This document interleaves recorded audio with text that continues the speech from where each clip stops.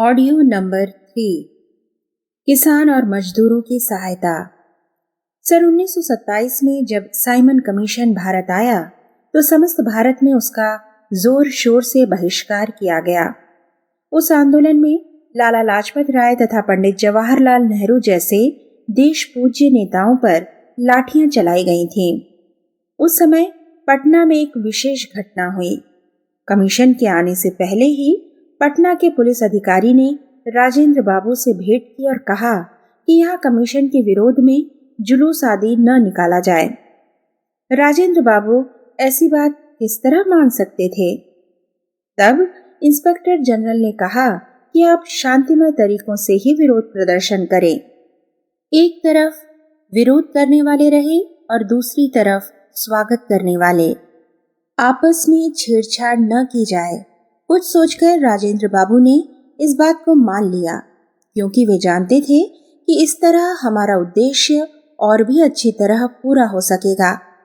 बस जिस समय कमीशन पटना पहुंचा, 25 से 30 हजार जनता काले झंडे लेकर एक तरफ खड़ी थी और स्वागत करने वाले केवल 150-200 लोग थे। उनमें से बहुत से सरकारी चपरासी और छोटे मोटे नौकर ही थे। इस प्रकार यह बहुत अच्छी तरह विदित हो गया कि भारतीय जनता कांग्रेस के ही साथ है। सन 1930 में कांग्रेस अधिवेशन पंडित मोतीलाल जी की अध्यक्षता में कलकत्ता में हुआ। राजेंद्र बाबू ने उनकी कार्यवाही में महत्वपूर्ण भाग लिया। उसी समय जमशेदपुर के मजदूरों ने हड़ताल कर दी और खबर आई कि वहां की हालत गंभीर है। राजेंद्र बाबू कलकत्ता से सीधे जमशेदपुर पहुंचे और मजदूरों की सफलता के लिए हर तरह से प्रयत्न करने लगे।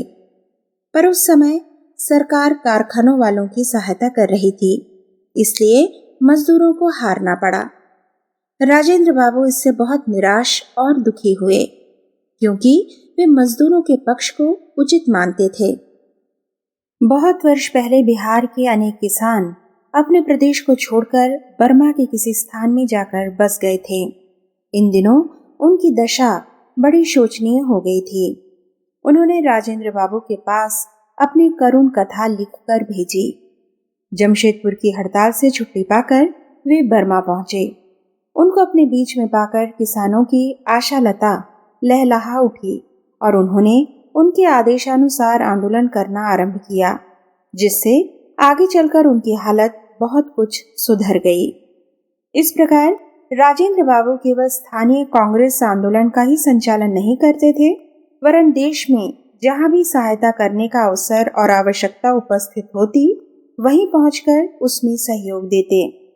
यद्यपि दमा की बीमारी के कारण वे प्रायः अस्वस्थ हो जाते थे और अधिक भ्रमण करने से बीमारी बढ़ भी जाती थी, पर वे इसका बहुत ख्याल न करके कर्तव्य पालन से कभी पीछे नहीं हटे। सरदार पटेल के चरित्र में भी हमने पढ़ा है कि उनको पेट में भयंकर दर्द होने का रोग था, पर वे उसकी चिंता न करके बारदोली सत्याग्रह जैसे बड़े बड़े आंदोलनों का भार अपने सिर पर उठाया करते थे। राजेंद्र बाबू और सरदार पटेल को इन्हीं भयंकर बीमारियों को लेकर सरकार से संघर्ष करना और बार बार जेल जाना पड़ता था। जेल की कठिनाइयों और खराब खान पान के कारण इन दोनों नेताओं के स्वास्थ्य को और भी हानि पहुंची और 1-2 बार उनकी दशा ऐसी खराब हो गई कि मृत्यु का भय जान पड़ने से सरकार ने उनको जेल की मियाद पूरी होने से पहले ही छोड़ दिया। इन महापुरुषों की कथा को पढ़कर हम सब बहुत कुछ सीख सकते हैं।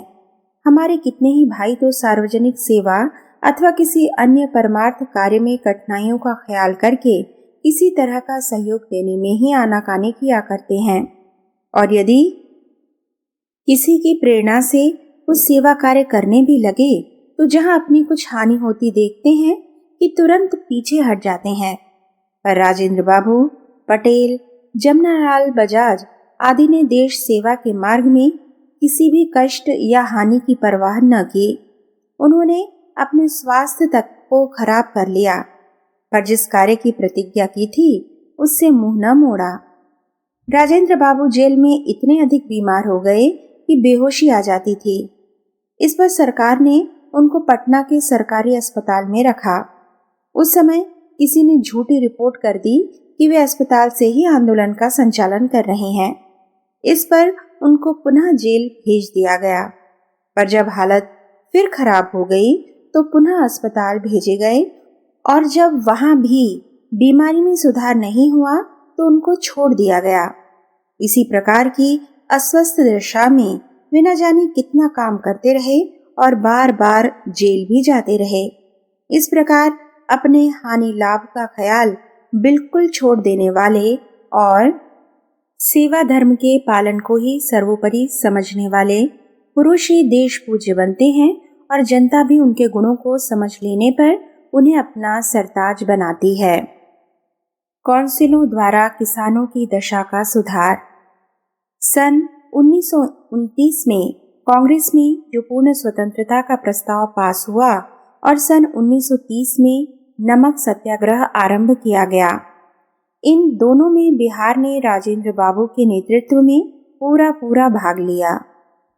सन 1934 में आप बंबई में होने वाले कांग्रेस अधिवेशन के सभापति बनाए गए।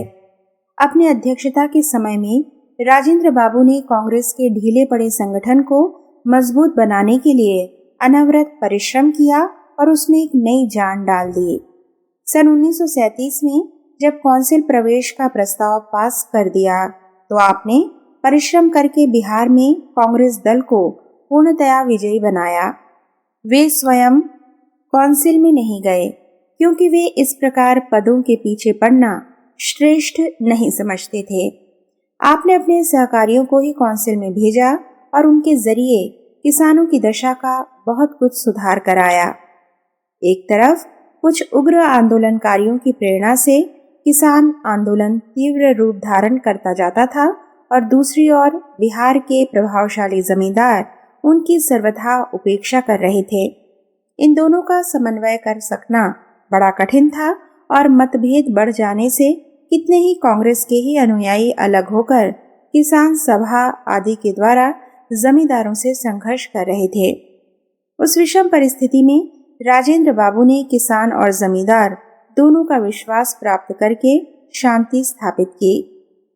बिहार और संयुक्त प्रांत के मजदूरों में भी उन दिनों बड़ा असंतोष फैला था और कानपुर तथा डालमिया नगर में महीनों से हड़ताल चल रही थी। इन दोनों प्रांतों की सरकारों ने राजेंद्र बाबू से लेबर कमीशन का प्रधान बनकर समस्या को सुलझाने की प्रार्थना की। अस्थिरता के कारण आप संयुक्त प्रांत में तो विशेष कार्य नहीं कर सके, पर बिहार की समस्या को बहुत कुछ संभाल दिया। जब दूसरे महायुद्ध में सरकार ने भारतवर्ष को बिना इसके प्रतिनिधियों की इच्छा के ढकेल दिया और इसके जनधन का जर्मनी को पराजित करने में उपयोग किया जाने लगा तो कांग्रेस ने इसका विरोध किया। सन 1940 में ही गांधी जी ने इसके विरुद्ध व्यक्तिगत सत्याग्रह का ऐलान किया और सबसे पहले युद्ध विरोधी भाषण देते हुए विनोबा भावे जेल गए। इसके बाद एक के पीछे एक बड़े बड़े नेता सरकारी नीति का विरोध करके जेल जाने लगे। राजेंद्र बाबू के भी इसमें भाग लेने को तैयार थे, पर इन व्यक्तिगत सत्याग्रह करने वालों का चुनाव स्वयं गांधी जी ही करते थे और उन्होंने राजेंद्र बाबू के स्वास्थ्य को देखते हुए इसमें सम्मिलित होने से रोक दिया। इसके कुछ समय बाद स्वाधीनता संग्राम का अंतिम आंदोलन भारत छोड़ो का समय आ गया। उस पर विचार करने वाली कमेटी में शामिल होने के लिए राजेंद्र बाबू वर्धा गए। वहां से पटना लौटते समय आपका दमा बहुत जोर पकड़ गया और फिर ज्वर भी आने लगा। जिस समय 5 अगस्त 1942 को कांग्रेस की वर्किंग कमेटी का ऐतिहासिक अधिवेशन आरंभ हुआ, उस समय राजेंद्र बाबू बीमारी के कारण यात्रा कर सकने में असमर्थ थे। इसलिए पटना में ही रहकर भावी कार्यक्रम को पूरा करने की तैयारी में लगे रहे। भीतर का रहस्य तो किसी को मालूम नहीं, पर जब 9 अगस्त को देश भर में कांग्रेसी नेता पकड़ लिए गए, जिनमें राजेंद्र बाबू भी थे, उसके बाद देश में जो उपद्रव हुए उनमें बिहार अग्रगण्य था। यदि हम कहें कि सन 1942 के अंग्रेजों भारत छोड़ो विद्रोह का केंद्र इलाहाबाद से लेकर मुंगेर और भागलपुर तक का प्रदेश ही था, तो इसमें कोई अत्युक्ति नहीं। गुजरात तो गांधी जी और पटेल का कार्यक्षेत्र था और वर्धा में उस समय महात्मा जी और अन्य सब कार्यकर्ता निवास कर रहे थे। इसलिए इन प्रदेशों में भी लोगों ने शानदार संघर्ष किया और बलिदान दिए। पर यदि कहा जाए कि समस्त भारत में मिलकर जितना काम हुआ उतना अकेले बिहार तथा उससे मिले हुए बलिया, गाजीपुर, बस्ती आदि 2-4 जिलों ने कर दिखाया, तो इसमें कोई अत्युक्ति नहीं। बिहार में दमन की पराकाष्ठा हो गई। एक लेखक के मतानुसार उस समय बिहार में गांव-गांव में जलियांवाला बाग बन गया। छोटे छोटे बच्चों को जेल में बंद कर दिया गया। स्त्रियों पर अमानुषिक अत्याचार किए गए। विद्यार्थियों पर अंधाधुंध गोलियां चलाई गईं। बिहार सरकार ने जेलों से डकैत और खूंखार कैदियों को छोड़ दिया ताकि वे जनता पर जुल्म ढाएं। भागलपुर जेल में लगभग 250 कैदियों को गला दबाकर मार दिया गया क्योंकि वे स्वाधीनता संग्राम में भाग लेना चाहते थे। बिहार में जो दमन हुआ उसको शब्दों द्वारा प्रकट नहीं किया जा सकता। फिर भी वहां की जनता ने राजेंद्र बाबू के आदेश को मानकर कांग्रेस की योजना के अनुसार ही सब कार्य किया और हद दर्जे के कष्ट सहने पर भी सरकार के सामने मस्तक नहीं झुकाया। आत्मभाव की प्रवृत्ति। वास्तव में राजेंद्र बाबू उन महामानवों में थे जो केवल करना या मरना जानते हैं, पर अपने मुख से कभी कोई ऐसी बात नहीं कहते जिससे उनका बड़प्पन या प्रशंसा झलके। कांग्रेस के उस गांधीवादी युग में भी अन्य कांग्रेसी नेताओं के समूह में वे बिल्कुल सामान्य व्यक्ति की तरह जान पड़ते थे और कितनी ही बार ऐसी घटनाएं हुई जबकि लोगों ने उनको कोई मामूली व्यक्ति समझकर वैसा ही व्यवहार किया। वे स्वयं भी उस तरह रहना नापसंद करते थे। एक बार वे नेहरू जी से मिलने इलाहाबाद गए।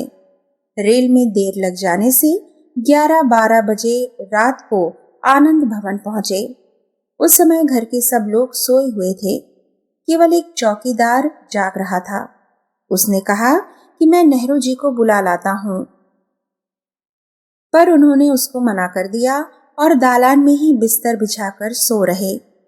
जब प्रातःकाल उठकर नेहरू जी ने यह देखा तो वे बहुत दुखी हुए और कहने लगे कि आपने मुझे जगाने क्यों नहीं दिया।